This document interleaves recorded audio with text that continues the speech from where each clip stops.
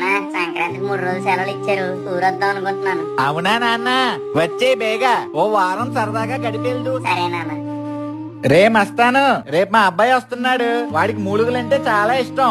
ఎవరికి ఇవ్వకుండా నా కోసం దాచిపెట్టే.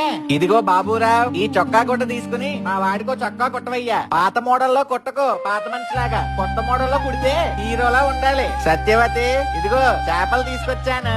రేపాడొచ్చాక ఫ్రై చేసి పెట్టు. అబ్బా ఏంటండి మీ కంగారు?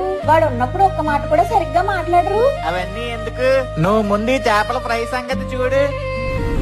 నానా బస్ ఎక్కిసాను, పొద్దున్న 5 మన ఊర్లో ఉంటాం. సరే నాన్న, జాగ్రత్త.